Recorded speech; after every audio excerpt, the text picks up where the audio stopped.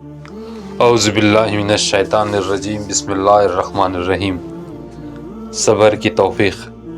صبر انسان میں ایک ایسی داخلی قدرت کا نام ہے جو ایمانی قوت سے پیدا ہوتی ہے، جس کے ذریعے اپنی خواہشات پر قابو پانے اور اللہ تعالیٰ کے فیصلوں پر قناعت کرنے کا مالک حاصل ہوتا ہے۔ صبر کا مطلب یہ نہیں ہے کہ انسان کسی تکلیف یا صدمے پر روئے بھی نہیں۔ کسی تکلیف یا صدمے پر رنج و افسوس کرنا انسان کی فطرت میں داخل ہے۔ اسی لیے شریعت اسلامیہ نے کسی تکلیف یا مصیبت کے وقت رونے پر کوئی پابندی نہیں لگائی، کیونکہ جو رونے بے اختیار آ جائے وہ بے صبری میں داخل نہیں۔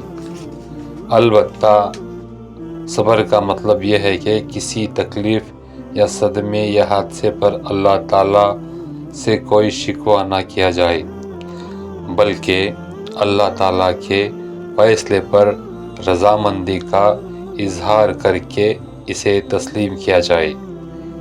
ویسے تو ہر شخص اپنی زندگی میں بے شمار مرتبہ صبر کرتا ہے، مگر اللہ اور اس کے رسول صلی اللہ علیہ وسلم پر ایمان لانے کی صورت میں ہی صبر کرنا عبادت بنے گا، ورنہ مجبوری جلیل القدر۔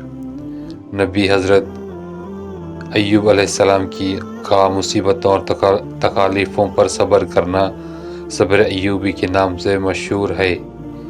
آپ کی اولاد کے انتقال کے علاوہ آپ کا تمام مال بھی ختم ہو گیا، نیز متعدد بیماریاں آپ کو لگ گئی تھیں، جن کی وجہ سے لوگوں نے آپ کو الگ تھلگ کر دیا تھا، مگر ایوب علیہ السلام کی بیوی نے آپ کی بے مثال خدمت کی۔ جب بیوی کو بھی آپ کی وجہ سے بہت زیادہ تکلیف کا سامنا کرنا پڑتا تو حضرت ایوب علیہ السلام نے اللہ تعالیٰ سے اپنی تکالیفوں کی دوری کے لیے دعا فرمائی، چنانچہ آپ کو مکمل صحت عطا کر دی گئی۔ صبر کے متعدد اقسام۔ اللہ تعالیٰ نے جن اعمال کے کرنے کا حکم دیا ہے انہیں بجا لانا خواہ بظاہر مزاج کے خلاف ہو، مثلاً نرم گرم بستر چھوڑ کر نماز فجر کی ادائیگی کرنا، مال کی محبت اور اس کی ضرورت کے باوجود زکوٰۃ کے فرض ہونے پر زکوٰۃ کی ادائیگی کرنا، اللہ تعالیٰ نے جن چیزوں کو حرام قرار دیا ہے ان سے بچنا خواہ نفس کی خواہش ہو، مثلاً شراب پینا، رشوت لینے سے بچنا، اللہ تعالیٰ کے فیصلوں پر صبر کرنا، یعنی جو بھی حالات آئیں ان پر صبر کرنا، اللہ تعالیٰ کی طرف سے رجوع کرنا۔ اللہ تعالیٰ نے اپنے پاک کلام قرآن کریم میں جگہ جگہ صبر کی تعلیم دی ہے۔ چند آیات پیش ہیں۔ اے ایمان والو، صبر اور نماز سے مدد حاصل کرو، بے شک اللہ صبر کرنے والوں کے ساتھ ہے، اور جو لوگ اللہ کے راستے میں قتل ہوں انہیں مردہ نہ کہو، دراصل وہ زندہ ہیں مگر تمہیں ان کی زندگی کا احساس نہیں۔ دیکھو ہم تمہیں آزمائیں گے ضرور، کبھی خوف سے، کبھی بھوک سے، کبھی مال سے و جان اور پھلوں میں کمی کر کے جو لوگ ایسی حالت میں صبر سے کام لیں انہیں خوشی خبری سنا دو۔ سورۃ البقرہ۔ اس طرح فرمان الہی ہے، اے ایمان والو صبر کرو، دشمن کے مقابلے میں ڈٹے رہو۔ سورہ ال عمران۔ صبر کرنے والوں کو بے حساب اجر و ثواب عطا کیا جائے گا، جیسے کہ اللہ تعالیٰ کا ارشاد ہے، جو لوگ صبر سے کام لیتے ہیں ان کا ثواب انہیں بے حساب دیا جائے گا۔ سورۃ الزمر۔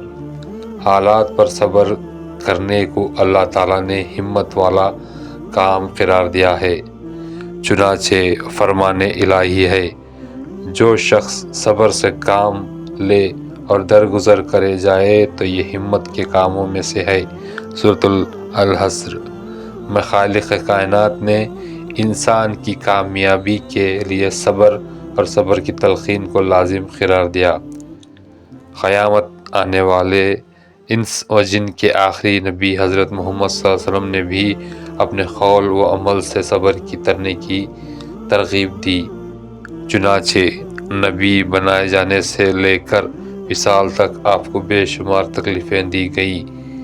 آپ کے اوپر اونٹنی کی اجڑی ڈال دی گئی، گھر کا کوڑا ڈالا گیا، آپ کا مذاق اڑا گیا، آپ کی بیٹیوں کو طلاق دی گئی، آپ کے 3 سال تک بیکاٹ کیا گیا، آپ پر پتھر برسائے گئے، آپ کو اپنے شہر چھوڑنا پڑا، آپ غزوہ احد کے موقع پر زخمی ہو گئے، آپ کو زہر دے کر جان لینے کی کوشش کی گئی، آپ نے کبھی ایک دن میں 2 وقت پیٹ بھر کر کھانا نہیں کھایا، آپ نے بھوک کی شدت کی وجہ سے اپنا پیٹ پر پتھر باندھے، آپ کے گھر میں 2 مہینے تک چولہا نہیں جلا، آپ کے اوپر پتھر کی چٹان گرا کر جان لینے کی کوشش کی گئی۔